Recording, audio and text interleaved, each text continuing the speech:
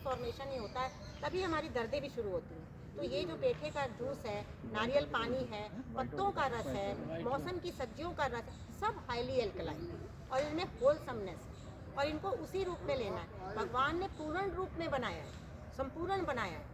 हम क्या करते हैं, उनके अंदर ट्रीटमेंट करते हैं, उन्होंने सब कुछ उसके अंदर भरा हुआ है। अगर एक चीज़ आप ले रहे हैं, मान लो गाजर ही आप ले रहे हैं, तो गाजर में हवा भी है, आकाश भी है, रोशनी भी है, सब कुछ तो गिरा ही हुआ है।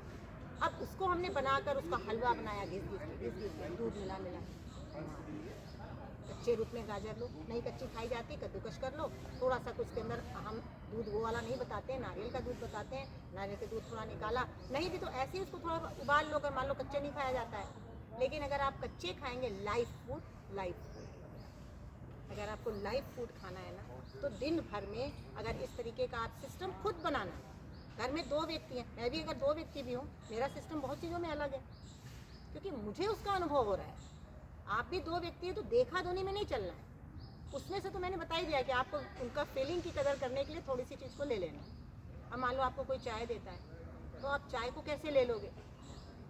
अभी कुछ 2-4 दिन पहले मैं एक आश्रम में जाती हूँ, आश्रम मीन्स कि ऐसी है, आध्यात्मिक आश्रम सा है, सतकुंडा उसको बोलते हैं, मंदिर टाइप का।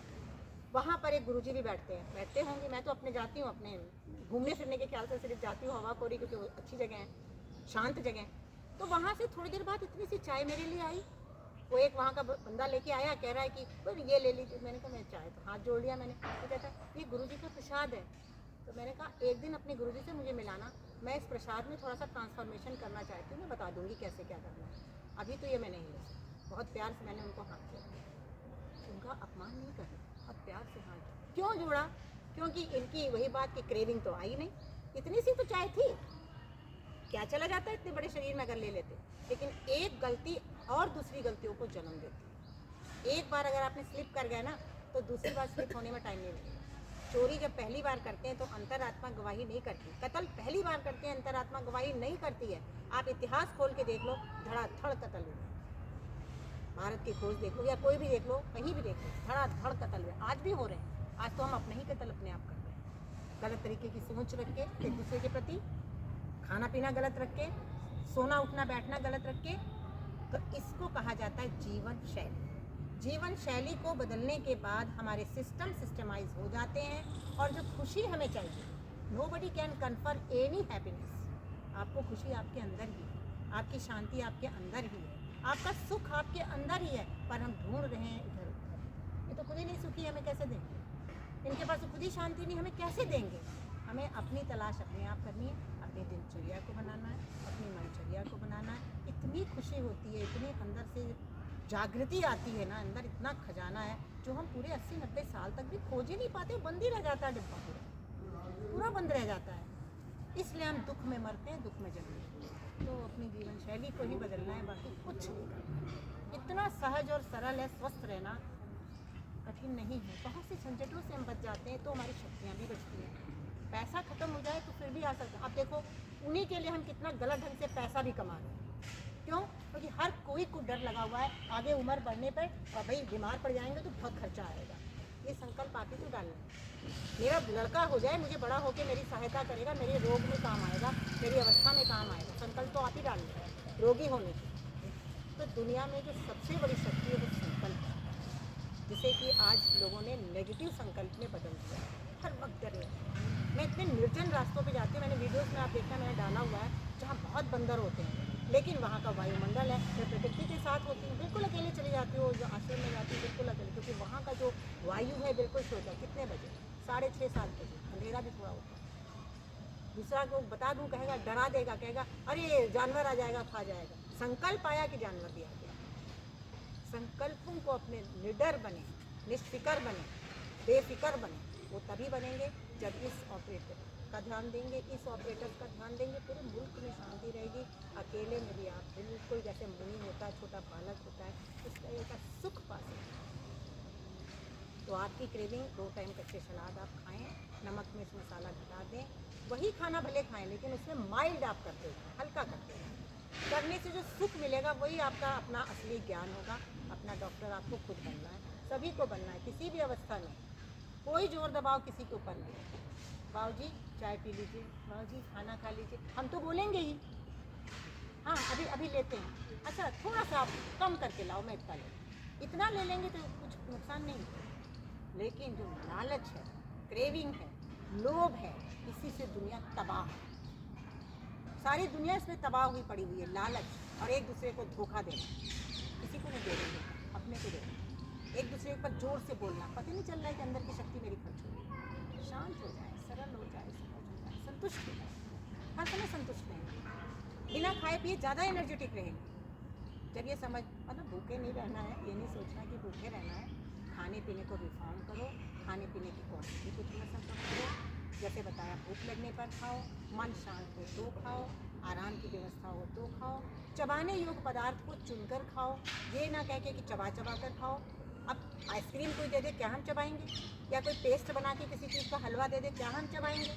चबाने योग्य पदार्थों का चयन करो, फलों को खाओ, प्यार से खाओ, सम्मान करते हुए खाओ। फिर ये ना कहो कि मैंने तो फल खाया या ये खाया तो मेरे जुकाम लग गया, जुकाम लगा नहीं।